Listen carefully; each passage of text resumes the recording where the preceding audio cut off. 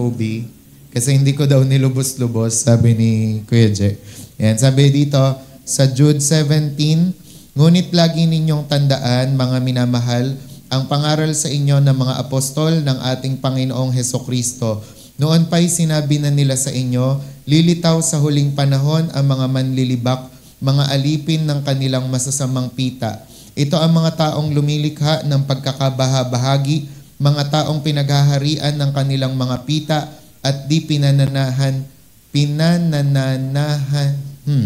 pinananahanan ng Espiritu. Ayan. So, totoo to kasi ngayon, di ba, pinapangalanan ng nila Olokoya, yung mga spirit daw na nag-ooperate sa church.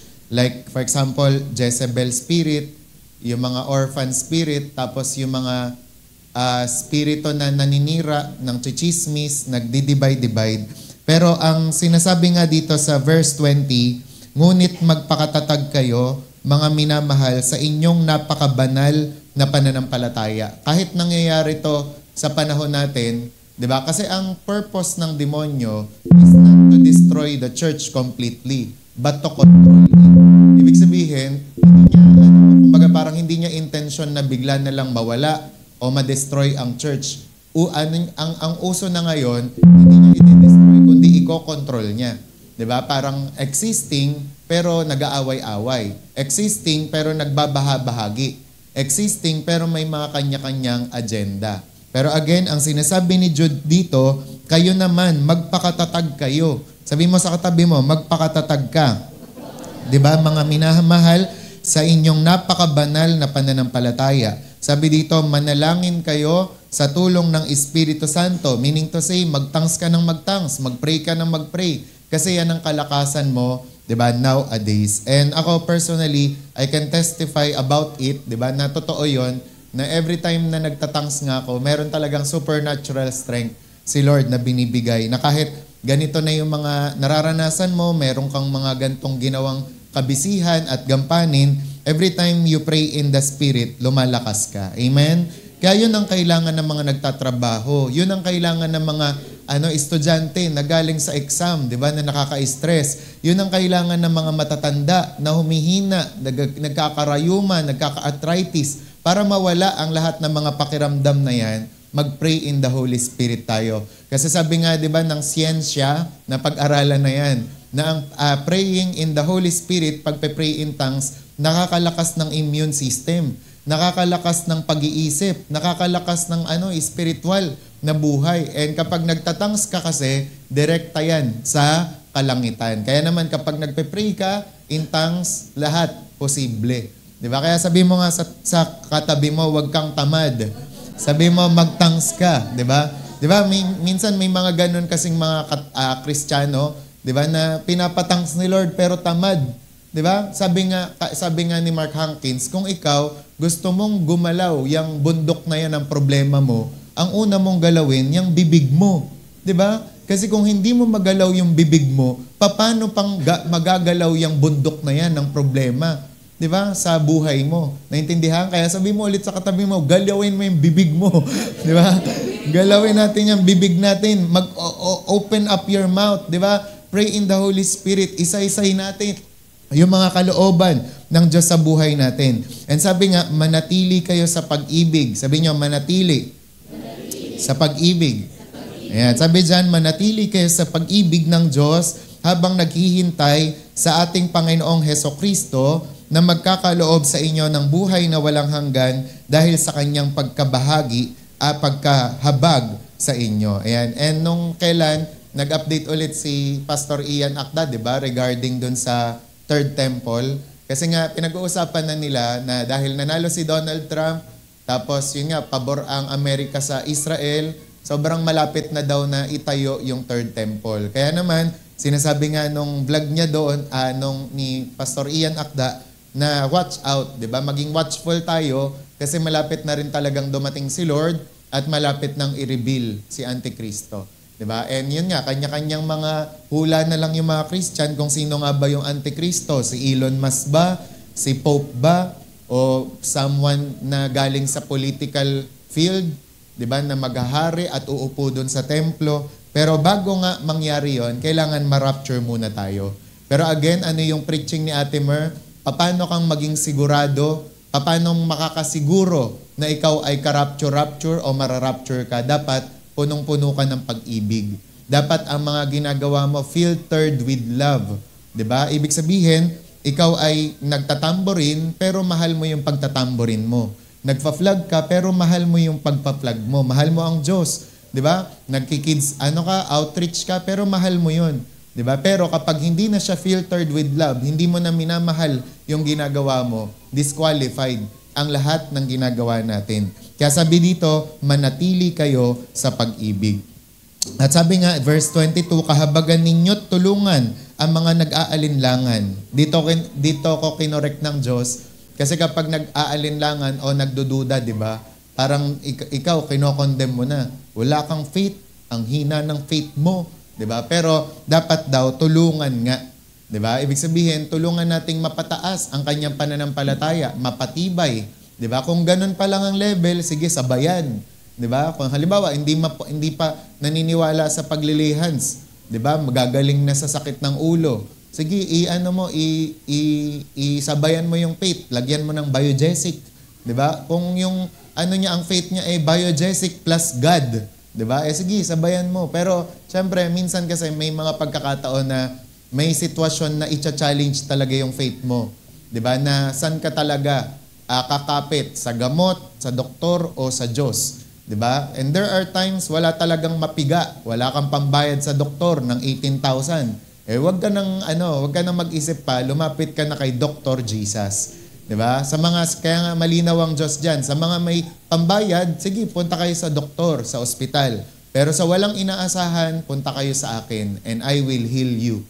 Diba? And makikita nyo nga, diba, na sa lahat ng mga lumalapit sa Diyos, wala siyang nire-reject. Lahat po ay ina-accept niya, lahat ay pinapagaling niya. Okay? Kaya sabi nga, sagipin ninyo ang nasa apoy, ang iba na may kahabagan ninyo. Ngunit mag-iingat kayo, kasuklaman ninyo pati ang mga damit nilang tigmak ng kahalayan. Ito, sinasabi ni Jude dito, sige, tulungan niyo yung napapahamak. Tulungan niyo yung mga tumalikod. Pero kamuhian niyo yung kanilang mga ginagawa.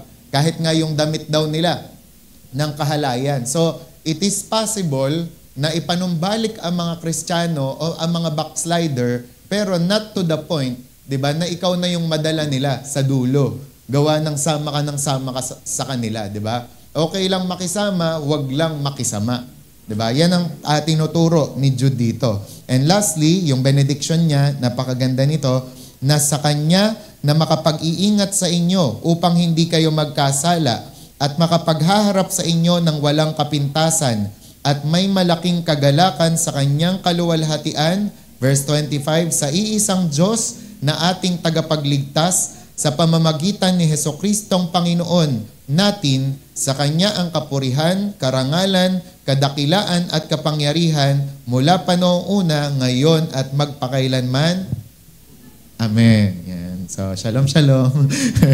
Tapos na pala, di ba? So, yan. Yun yung ibig sabihin nito, di ba, na sa dulo, ang Diyos pa rin ang makakapag-ingat sa atin. And siya po ay able na pagkatiwalaan ng lahat ng mga bagay na yung maibibigay natin sa Kanya. So, ngayon, ang title ng message natin ay yung 3 sikreto.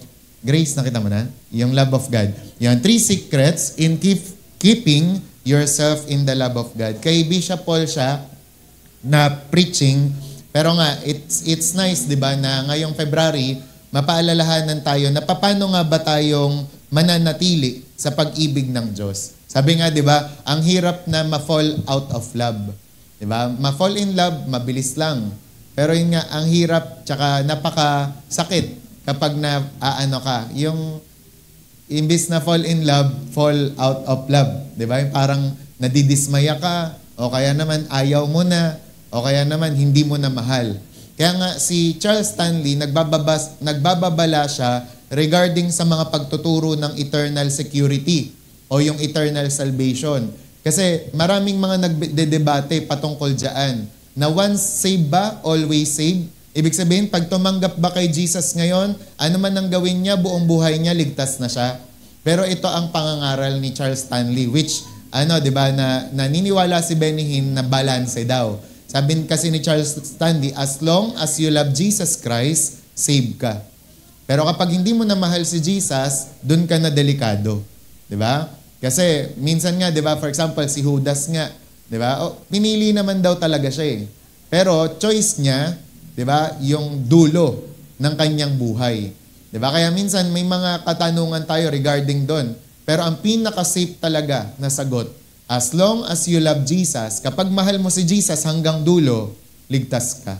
'Di ba? Mararapture ka. Kasi it is how you finish that counts. Ang pinakamahalaga dito, yung kung paano mong tinapos. Hindi yung una. Oo, una talaga sira ang buhay natin. We are wretched, 'di ba? Sinners. 'Di ba? Pero dahil sa biyaya ng Diyos, nagkaroon tayo ng kakayahan na mamuhay sa Kanya. Kaya naman dapat hanggang dulo, tapusin natin ng maluwalhati. So meron lang tatlo dito na sinasabi, ang pangangaral na to, para nang sa gayon, makip mo yung sarili mo in the love of God. Paano kang ma-in love pa rin? Paano mong mamahalin pa rin si Lord hanggang sa dulo? Number 1, basahin nyo nga, you must grow. Yan. Hindi lang grow ha, kailangan maging strong din. Mag-grow ka strong on the Bible doctrine. Bakit? Bakit sobrang kailangan yan? Kasi along the journey ng iyong Christian life, maraming mang didistract. Maraming mga magsasabi sa'yo, dito ka sa tamang daan. Dito ka sa dating daan. Dito ka sa lumang daan. Dito ka sa daan ni Bilyar. Diba? Kumbaga maraming mga ngaral dyan. Maraming magsasabi, maniwala ka dito sa 4 na Diyos. Dito, 5 Diyos. Dito, 10 Diyos. Diba? Pero kung ikaw ay nag-grow strong in Bible doctrine, hindi ka mawawala sa Diyos. Kasi alam mo yung pinapaniwalaan mo. Kaya nga minsan, for example, diba, reporting na ngayon. Pag may naririnig lang ako sa mga nagre-report na parang, gumagano na agad yung alarm system sa utak ko. Mali ang sinabi niya, mamaya ako na lang sasabihin sa kanya.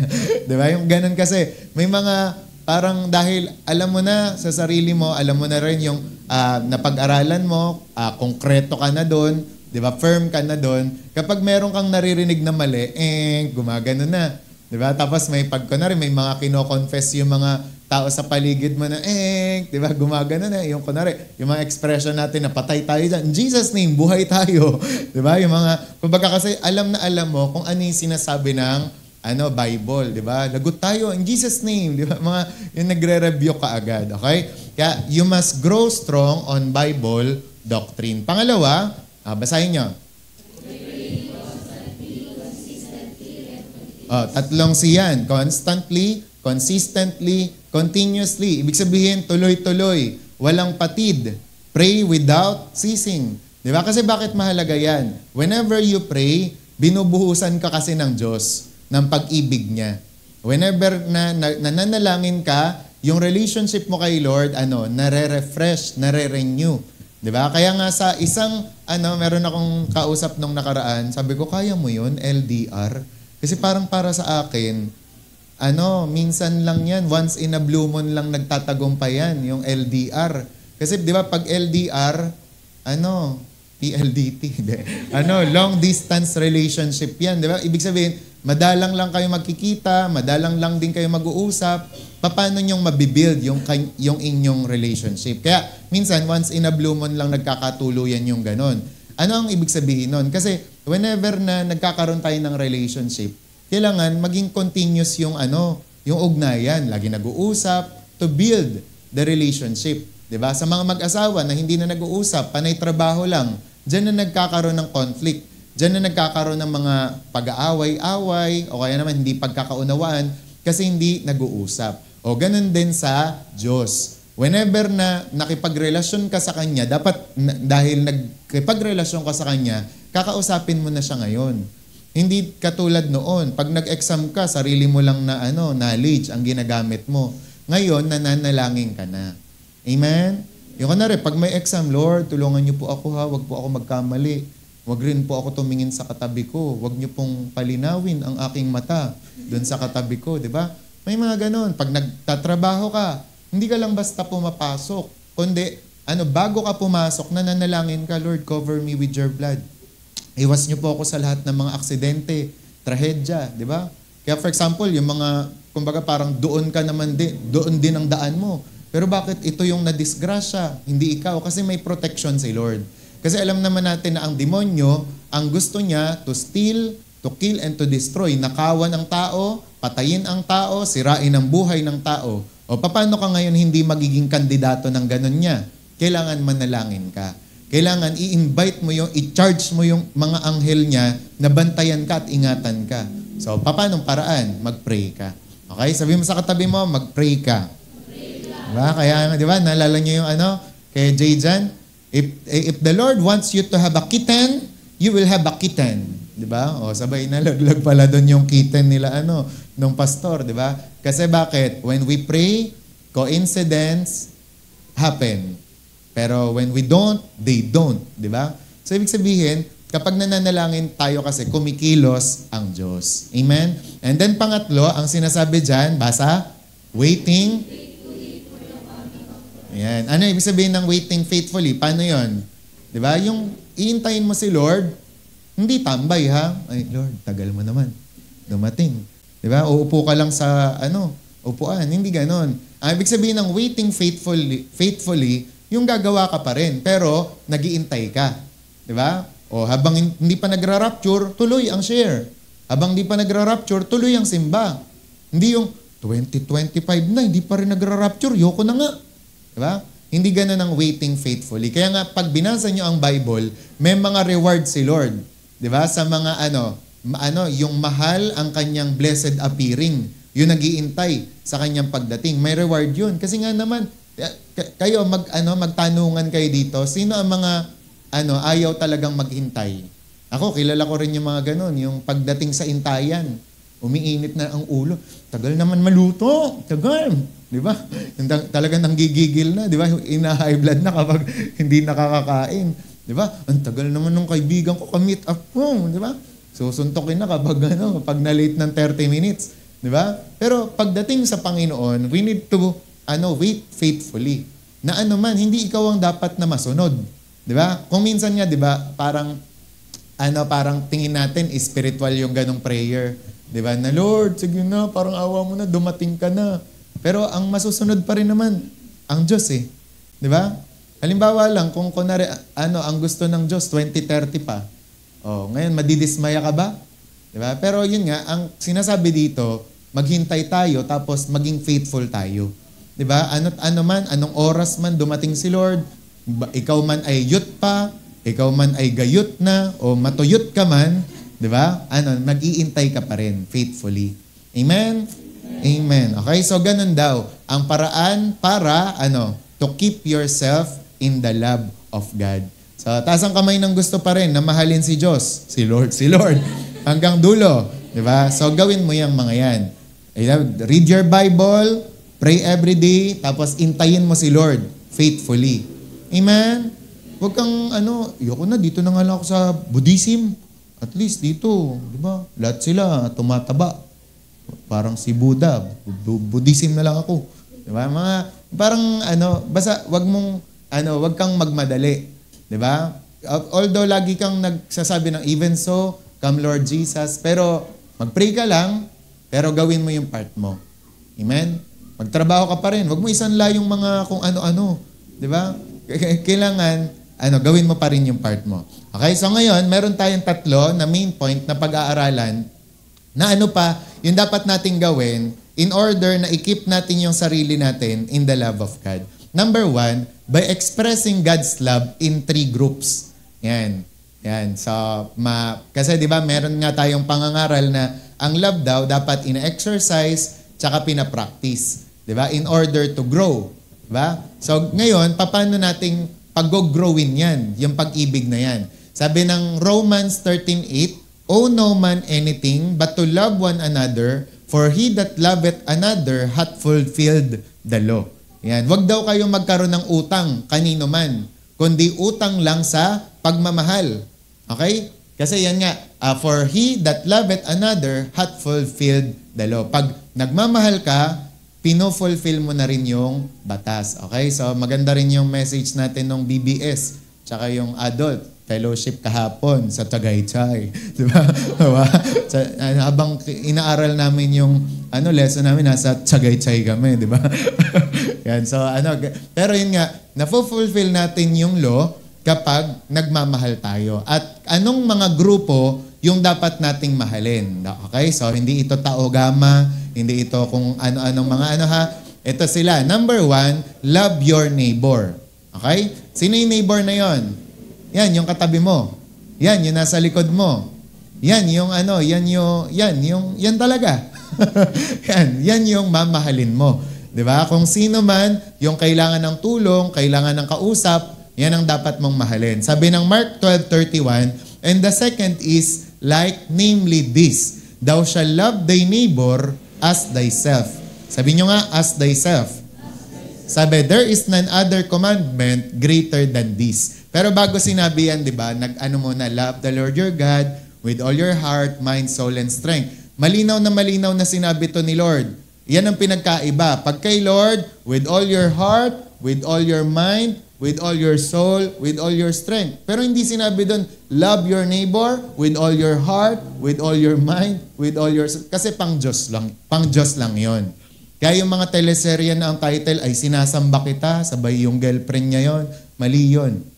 Kasi ang pagsamba, the highest form of love, which is pagsamba, ay sa Diyos lang. Dapat ginagawa. Pero pagka kay neighbor, love your neighbor as yourself. Ibig sabihin, kung paano mong minamahal yung sarili mo, ganun mo rin mahalin yung kapwa mo. Diba? Gusto mo ba na yung sarili mo kumakain yan? Lagi, araw-araw? So, ganun din daw ang ipa-experience mo sa neighbor mo. Kaya nga, diba, nag-outreach tayo nang sa gayon, yung mga walang pamiling merienda. Parang sa ngayon, yun pala kaya natin na ibigay, pang merienda muna. Kaya yung mga bata, tinatinapay muna kayo Sa susunod na yung grocery daily. Wow, grocery daily. Kaya naman, ang ginagawa natin, nag-outreach tayo, di ba? Kasi we need to love our neighbor, di ba, as we love ourselves. Di ba? So, ibig sabihin, kung ano yung yung gusto mo na gawin sa'yo, gawin mo rin sa iba. Diba? Kaya yun ang sinasabi nga sa The Forge. Kung gusto mong irespeto, rumespeto ka. Amen? Diba? Kaya nga, pag patungkol sa love your neighbor as yourself, lagi yung tatandaan, yan ay sinabi na, kumbaga nag-uutos na ikaw ang mauna. Ibig sabihin, ikaw ang mag-initiate. Gusto mo nang binabati ka? Sagot. Amen, di ba? Ikaw muna ang unang bumati. Good morning. Have a nice day. Good afternoon. Di ba? Anong response? Di ba? Minsan, good morning din po. Di ba? Good afternoon. Have a nice day din po. Di ba? Kasi inunahan mo. Di ba? O ganun din. Sa halimbawa, may mga pagkakataon na gusto nating maayos. Kailangan tayo muna ang mauna. May isang pagkakataon nagsama-sama ang maglaya doon sa bahay namin, di ba? Ngayon, ang ginawa ko, ang dami kasing mga tsinelas, no? Ang ginawa ko, pinagpantay-pantay ko yung tsinelas doon sa labas ng bahay namin. Diba? Mga pa lang ang dumating, siguro mga 5, 6. Pagdating ng mga ibang mga pumunta, uy, ayos na ayos. Kaya ano nangyari? Nahiya. Kaya inayos din ang paglalagay ng tsinelas. Diba? Mga sapatos. Bakit? Kasi may nauna na umayos ng tsinelas. O, ganun din tayo sa mga buhay-buhay natin. Gusto mo maging malinis yung CR, hindi madilaw pag nag-CR ka. Ikaw muna ang unang bumuhos. Okay? Para yung susunod, mahiya, wow, white na white. Ay, clear na clear. Pag white pala, may UTI. Di ba? Clear na clear. So, ikaw, siya naman, bubuhusan din. Naintindihan? Di ba? Yun yung laging sinasabi ni Pastor Bong Saking doon sa church nila. Sa elevator daw. Kapag nasa elevator ka, huwag kang dada ng dada na parang nabayaran mo yung elevator. Di ba? Yung parang kailangan, tahimik ka lang. Kasi manners yun sa elevator Di ba? Kaya ganun din. Yung katabi mo, hindi rin mag-iingay yan. Kasi bakit? Inunahan mo ng paggalang at respeto. Di ba? Nung nakaraan, sabi ko, siguro kailangan din pala ituro, kumbaga under ng love is yung how to respect, di ba? Yung parang paggalang din, respeto din. Kasi nga, itong generation na to, hindi naman sa nilalahat natin, nawawala na sa kanila yung ganon. Di ba? Minsan, konti na nga lang yung nagmamana, di ba? Nagbe-bless sa matanda, sa mga lolo't lola. Pero tayo na Christian, yung mga kaugalian na magaganda, ay ikikip natin. Di ba? Hanggang dulo. Naintindihan niyo ang ibig sabihin ng love your neighbor. Pangalawa, love your enemies. Maganda ito kasi shinare ito ni Sister Mira, di ba? Sa care group nyo. Tapos tinadtad din kayo ng prayer meeting. Sumakto, di ba? Prayer meeting. Ganun pa rin ang mensahe. Tapos linggo, ito pa rin ang pinaparating, di ba? So ibig sabihin, totoong-totoo ang love your enemies. Ibig sabihin, yung kaaway mo, wag mong gantihan, wag mong isuplong, wag mong ihulog sa imburnal, di ba? Kumbaga, mahalin mo. Sabi kasi ng Diyos, but I say unto you which hear, love your enemies. Do good to them which hate you. Sino yung nag-hate sa'yo? Sabi dyan, gawan mo ng mabuti. Sabi, i-bless mo daw yung sumusumpa sa'yo and pray for them which despitefully use you. Di ba? Sino sa inyo ang may kaaway? Minsan hindi talaga nawawala yan. Di ba? Sa kapitbahay pa lang. Di ba? Hindi mo nabigyan nung may handa ka. Chichismis ka na yan. Damot talaga nito. Hindi ako binigyan ng pansit. Di ba? Di ba? Yung mga talaga. Di ba? Sa mga kaklase. Hindi lahat dyan masaya kapag nagkaroon ka ng 98. May iba dyan, inggit sa'yo. Sana, 78 na lang yan. Di ba? Pero, anong sinasabi ng Bible? Love them pa rin. Di ba? Ituring mo pa rin silang tao. Di ba? Pakisamahan mo pa rin ng mabuti. Pray for them. Di ba? Do not curse them. O sino sa inyo dito nakakarinig, minumura kayo? O huwag niyong murahin pabalik. Di ba? Kasi Christian na kayo.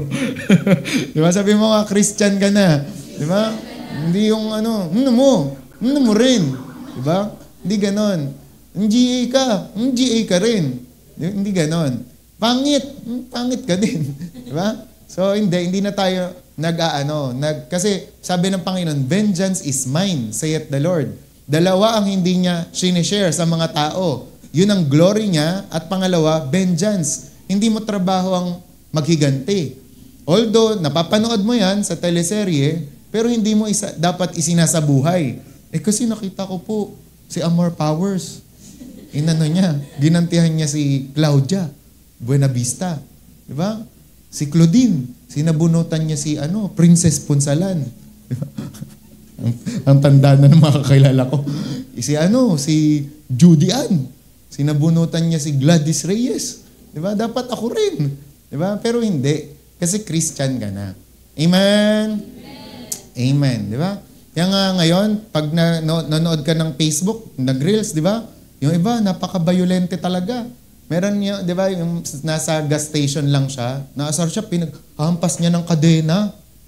Grabe, sabi ko, grabe yung kabayolenta na yung mga tao ngayon.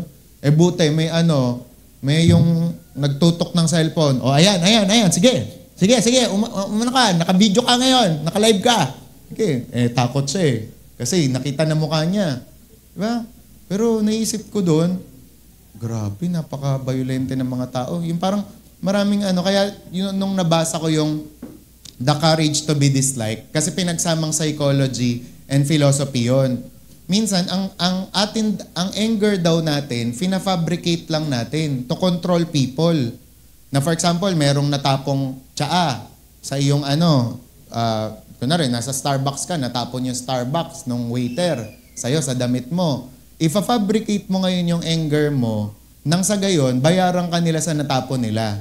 Tapos magbigay pa sila ng 3 kape sa'yo. Di ba? Ganun kasi. Pero minsan, sabi doon, sa book na yon, pinapabricate lang daw natin yung anger natin to control or to manipulate people. Na minsan, oo, tama talaga. Di ba? For example, paano mong masasabi na oo nga, pinafabricate lang yung anger? Kagaya ng mga nanay, di ba? Na pinapagalitan ng mga anak. Tapos may tumawag na kumare, hello kumare, magbibigay nga pala akong 1.5 sa'yo mamaya.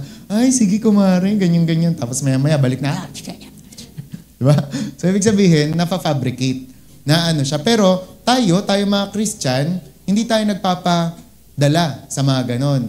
Sino rin sa inyo may alam ng ganon? Lang kasi, nagpagting yung tenga ko. tapos dumilim yung paningin ko. Kaya nasakal ko. Di ba? Pero tayo mga Christian, again, we need to love our enemies. Kahit nakaka-irita pa. Kahit yung mukha, nanggagalaiti ka talaga. Di ba? You need to love them. Di ba? Kaya nga natutuwa ako sa mga nagtatestimony dito. Hindi ko napapangalanan, pero natutuwa ako sa kanila kasi, Pastor, bati na kami ni ganto. O bakit? Kasi binigyan ko ng ganto. Di ba? Oh, talaga? Oh, very good. Di ba? Oh, dapat ganyan. Di ba? So, ibig sabihin, nagmamatured na. Nag-grow na. Di ba? Kasi we need to love our enemies. Hindi yung yung, alam nyo yon, yung hanggang diyan ka na lang, pader. Ikaw, hanggang diyan ka na lang, pader. Hanggang diyan ka na lang, pader. Ikaw, hanggang diyan ka na lang, pader. Kasi ang dulo, sino ang nakakulong? Ikaw. Di ba? Yung may sama ng loob. Kaya naman, tayo, we need to love our enemies. Okay? And then pangatlo, love one another. Yan. Ito naman, applicable to sa, ayan, mga ka-churchmate natin, mga kapatiran. John 13:34, sabi dyan, "A new commandment I give unto you, that ye love one another as I have loved you, that ye also love one another." Yan, mahalin natin ang bawat isa. Okay? Hindi yung I love you, I hate you. Diba? I love you, I hate you. Yung mga selective. Dapat po, lahat ay mahalin natin. Hindi lang yung mga mababango, kundi yung maaasim din. Diba? Mahalin natin. Yung mga amoy ganito, mahalin natin. Diba tayo, tayo dyan? Totoo naman talaga yan, diba? Ang sayang mahalin ang mabango. Diba? Ang hirap mahalin ng maasim. Diba? Kasi nagmamaasim talaga. Pero you need to love them. Diba? Diba, cute na cute tayo sa mga bata. Pag nag-outreach, ay, ang cute talaga. Kamukha ni ganito. Diba? Pero yung kamukha rin ni mahalin mo rin, diba? Kahit may mga uhug-uhug yan, sipon-sipon yan. Kasi namatay din si Jesus para dyan, diba? Mahal din ni Jesus yan. Sabi nga, diba? Jesus loves the little children. Ano-anong mga kulay yon? Red, yellow, black, and white. Kahit maputi, kahit maitim, kahit mapula, kahit maputla pa nga, mahal ni Jesus. Amen? Kaya sabi mo sa katabi mo, love one another. Okay? Kaya yung sayot, di ba? Love one another daw, pero tinulak na gano'n, no? Di ba? Pero, yun nga, sa laro lang yun, pero you need to love one another. Kaya pag katapos ng mga laro ha, peace tayo, ganyan, magkainan kayo, mag-ano kayo, iparating nyo na hindi kayo sikreto, hindi kayo seryoso dun sa pag-ano nyo ng uso niya. Di ba? Kaya, yan, love one another. Yan yung 3 groups. Okay? Sabihin nyo nga, neighbor, enemies, one another. Yan. So, lahat, di ba, mamahalin kahit kaaway pa. Pangalawa naman, by expressing God's love in 3 kinds. Yan. Paano magkikeep yourself in the love of God? Paano pa rin mapapractice, may exercise ang pagmamahal ng Diyos? By expressing God's love in 3 kinds. Una, yung spiritual love. Makikita niyo yan sa Mark 12, verse 30. Yan. And thou shalt love the Lord thy God with all thy heart, with all thy soul, with all thy mind, and with all thy strength. This is the first commandment. So, ba't siya tinawag na spiritual love? Kasi pang Diyos. Yan. So, ibig sabihin, ito yung pagmamahal na attributed lang o binibigay sa Diyos. Okay? Again, inuulit ko, ang Diyos lang ang minamahal ng buong puso, buong kaluluwa, isip, at kalakasan. Okay? Pero yung neighbor, love your neighbor as yourself pa rin. Pangalawa naman ay social love. Yan. Mark 12:31. And second is, likely, name this, thou shalt love thy neighbor as thyself. There is none other commandment greater than this. Kaya, yung spiritual love, like for example, pag-worship, ayan, pagbabasa ng Bible, pananalangin, di ba? Pagkausap sa Diyos, pagde-devotion, ayan po ang sample ng pagre-release mo at pag-express ng pagmamahal sa Diyos. Yung pagbibigay mo, di ba? Yung pag-offering mo, kasama yan. Di ba? Yung sinasabi sa Romans 12:1, di ba? To 2, na offer yourselves as a living sacrifice. Ito nga yung sinasabi ng isang preacher na buti nga living sacrifice . Di ba? Hindi sinabi na i-offer mo ang sarili mo sa akin as a dead sacrifice. Pakamatay ka muna bago ka magsakripisyo. Hindi. Ang sinasabi doon, sarili mo, buhay mo, ibigay mo. Di ba? Nung Old Testament, kailangan may mamatay. Para may offer tong tupa na to, gigilitan, papatayin, papatuluin yung dugo. Di ba? And yun yung magiging pag nasunog na yun yung magiging sweet aroma sa Diyos. Pero sa atin, ang sweet aroma sa atin, yung may our praise arise as incense, O Lord, to you. May our worship be a fragrance, O Lord, to you. Kaya every time na in-offer mo yung sarili mo, as a living sacrifice, o maawit ka, kumakanta ka, yan ginagawa mo. Spiritual love. Kaya pag si Benihin, pag nagpapa-worship yon, di ba? Ano sinasabi niya? Shh, shh, shh, shh, shh, shh, shh. Di ba? Shh, shh, shh, shh, shh, shh, shh. Di ba? Just love the Lord. Di ba? Just raise your hands to heaven and love the Lord. Kasi posible yon. Di ba? Na gaganyan ka lang, tapos mamahalin mo lang si Lord. Di ba? Kasi sa tao nga, posible eh. Di ba? Yung kunwari, magkikita kayo, wala kayong pag-uusapan, inom lang kayo ng kape. Oh. Minsan, expression na yon ng pagmamahal. Ay, kape. Yan. Inom ng kung anong gusto nyo. 11:28. Yan, di ba? So, yun yung sinasabi na spiritual love na ina-express mo. And social love, ito nga yung sa kapwa. Okay? And then pangatlo, personal love, Ephesians 5:28. Ito naman, so ought men to love their wives as their own bodies. He that loveth his wife, loveth himself. Ito naman ang sample nito, yung mga personal na pagmamahal. Siyempre, una sa sarili, tapos sunod yun sa mga asawa mo na, kapatid mo na, yung sa kamag-anak mo na. Diba? You have to have personal love.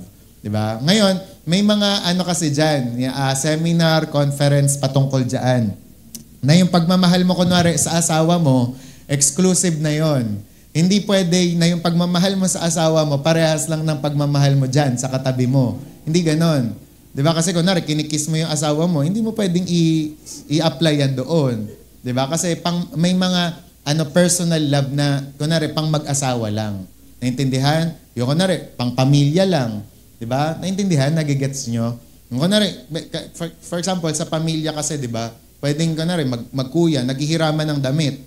O ngayon, hindi mo naman pwedeng i-apply dyan sa naggagawa ng motor dyan na maghiraman kayo ng damit. Diba? Ang tawag doon, personal love. Diba? O ganun din sa asawa. Naintindihan? Nagigets nyo? Kaya minsan, ang asawa, may karapatan talaga na magselos. Asawa eh. Diba? Ibig sabihin, exclusive na siya. Nangako na sila, may you take this ring as a symbol of my love, as a symbol of my love. Diba? Nagsumpaan na sila eh. Diba? Yung katawan ng lalaki, doon na sa babae. Yung babae, doon na sa lalaki. Naintindihan? Hindi na siya pwedeng, yung daming mga kung sino-sino. Diba? Naintindihan? So, yan yung personal love. And also, ibig sabihin din yan, yung love mo sa sarili mo, na kailangan alagaan. Sabihin mo nga sa katabi mo, kailangan alagaan. Yan. Kaya, dyan napapasok yung, okay lang mag-soft drinks. Pag may event lang, okay? Huwag gawing gatas. Di ba? Awaw-awaw ang soft drinks. Di ba? Okay lang tumunganga, tumulala. Wag naman yung wala ka nang nagawa. Di ba? Kasi ang love yourself din is yung magtrabaho, mag-aral ng maigi. Naintindihan? Amen? Diba? Kaya lagi kong sinasabi yan. Kaya nung nag-exam kayo, hindi nyo alam, may mga tinatanong ako, kumusta exam? Kamusta ang grades? Diba? Kasi hindi naman pwedeng, dito, diba? Parang, top natin ito. Sabay, lagpak dun sa sa school. Dapat balanse. Okay? Pagmamahal din yan sa sarili. Kasi ako nga, sabi ko nga, ay ituturo nga namin ito, yung magkaroon ulit ng goal sa buhay, ng dream. Diba? Kasi, for example, gusto niya ng pag dumating yung time kung hindi pa darating si Lord, kung halimbawa, ako, pastor, gusto ko, magkaroon ako ng L300. Tapos yung light group namin, kada linggo, doon kami sa Baguio. Diba? Ngayon, hindi mo makukuha yon kung lagi kang 75. Di ba? Naintindihan? Kailangan mag-aral kang maigi. Kailangan tapusin mo yung pag-aaral mo. Di ba? Kaya minsan may mga tayo rin ang nahihirapan. Nahirapan ako mag-apply ng trabaho. Di ba? Kasi ang tao ngayon, judgmental talaga, di ba? Mataas sa mga requirements ng mga tao. Kailangan tapos ka ng pag-aaral. Kailangan may diploma ka. O kung gano'n ang pamantayan, sabayan mo na lang. Diba? Pero yun nga, you need to love yourself. Kaya mag-aaral ka, ayusin mo yung sarili mo. Diba? O ganun din, sa hygiene din. Diba? Yung maliligo ka sa araw-araw. Diba? Hindi yung kailangan pa bang i-memorize yan? Ay, kasi ako weekly lang ako maligo. Mag-toothbrush. Diba? Magpalit ng ang tag dito? Medyas. Diba? Hindi yan inuulit-ulit. Di ba? Hindi yan mga, sinasabi sa amin yan, elementary pa lang, alagaan ng sarili. Di ba? Magpabango. Pag dumating ka na ng 12 years old, tapos naaamoy mo na yung sarili mo, maasim ka na ng konti. Di ba? Baka pwede nang bumili ka na ng deodorant. Di ba? Ang daming mga klaseng deodorant. Axe. Di ba? Rexona. Old Spice. Meron pang mga Sunrise, Sunfresh. Kung saan. Avon. Natasha. Nathaniel. Diba? Lahat. Diba? O sabon panlaba. Pwede na rin. Diba? Basta alagaan mo yung sarili mo.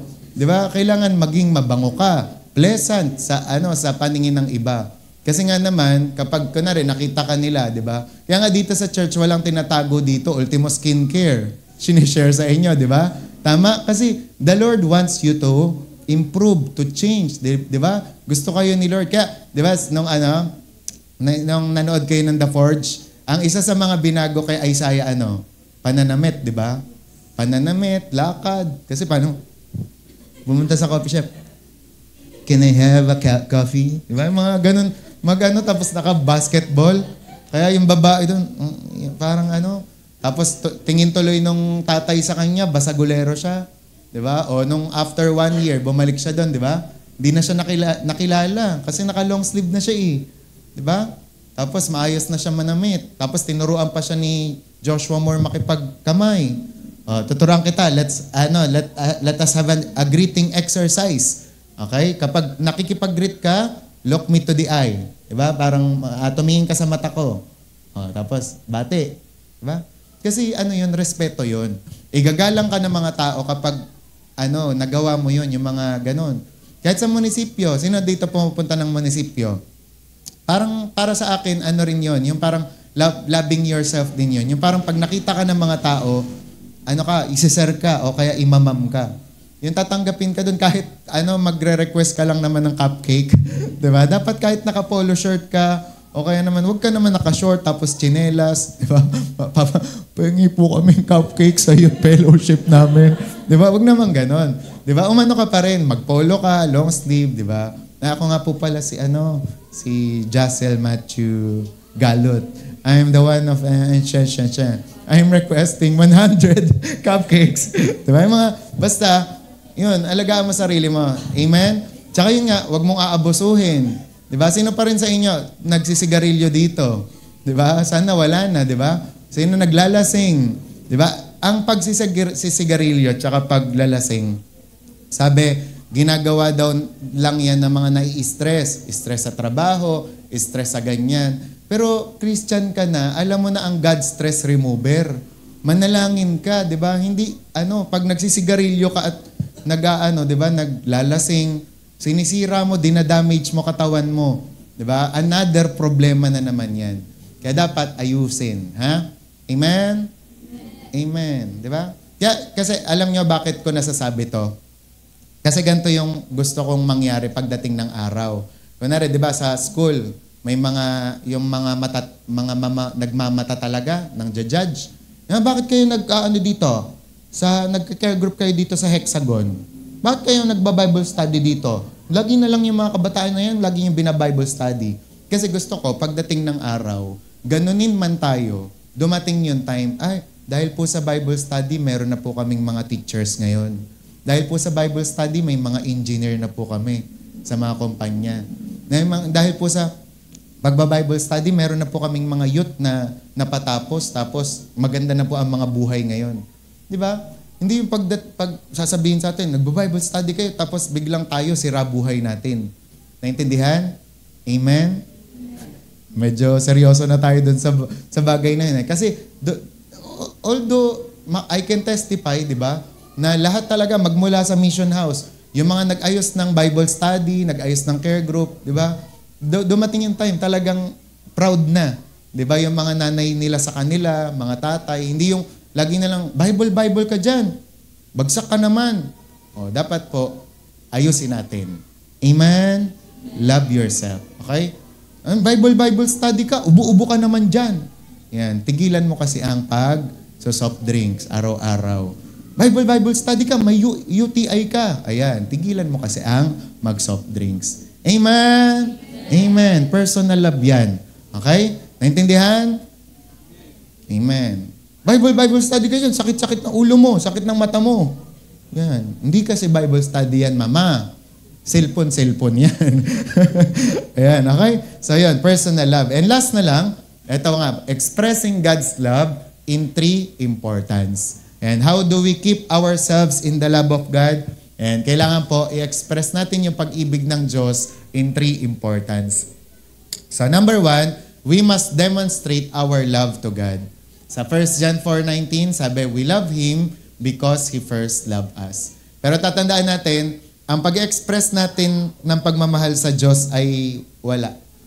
As in, yung alam nyo yun, walang galing sa atin. Kasi ang katunayan, kaya lang naman tayo may naibibigay, di ba? Ay siya yung unang nagbigay. Di ba? Kaya tayo may kakayahang magmahal kasi tayo yung unang minahal. Naintindihan? Minsan mamaya, pag may nag-challenge ng offering, kaya lang naman kayo may maibibigay kasi ang Diyos ang nagbigay sa inyo. Tama? Kaya kayo may mga tithes, may mga offering kasi galing din yan sa Kanya. Diba? Kaya nga may mga kanta, diba? What can we give that you have not given? Or what do we have that is not already yours? All we possess are these lives we're living, and that's what we give to you, Lord. Diba? Lord, I offer my life. Kaya naman, yun yung ginagawa natin. In-offer natin sa Diyos yung ating buhay and yung oras, panahon, di ba? Kasi we demonstrate our love to God. Pangalawa, we must reveal Jesus in us into the world.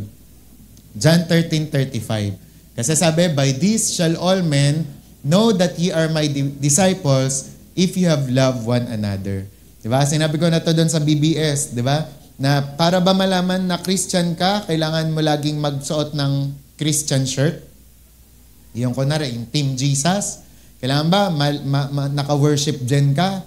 Naka-inspire? O kaya naman naka-scripture moves life? Diba? O kaya naman, kailangan ba para may WWJD ka dito? Palagi? O kaya naman dun sa motor mo, may decal na Jesus, Shalom, o kung ano-ano pa. Diba? Malalaman na Christian ka, diba? If we love one another. Naintindihan? Amen?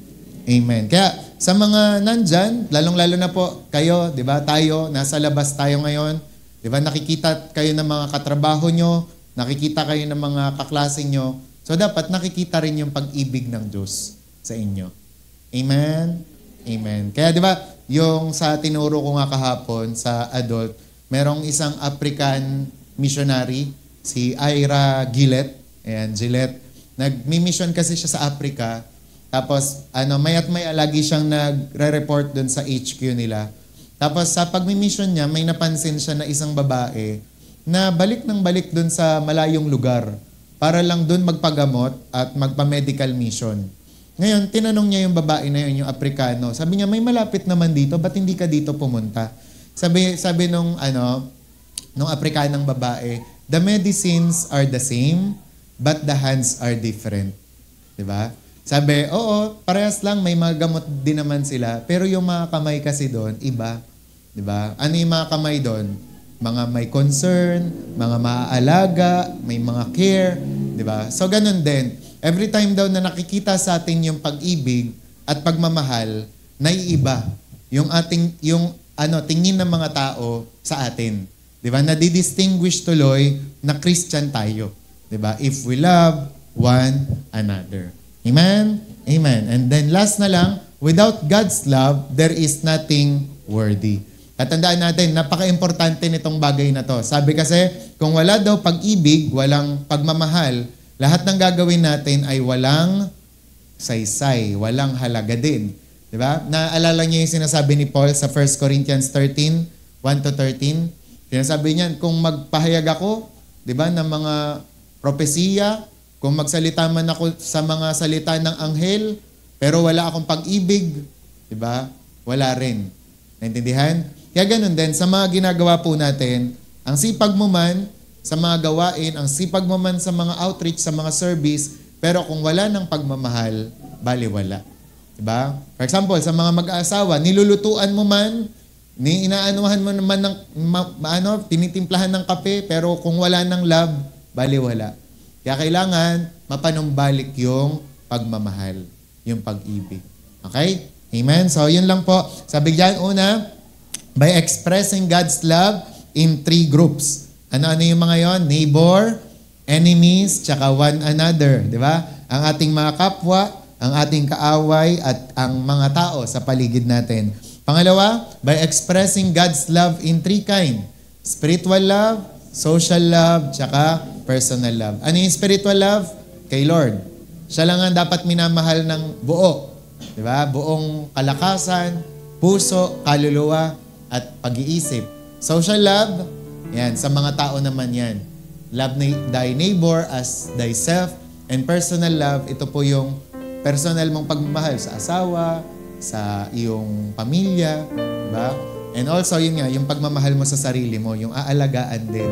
Diba? Yung parang lalong-lalo na ngayon, na ang klima o weather ba ay pabago-bago, yan, you need to take care of yourself, diba?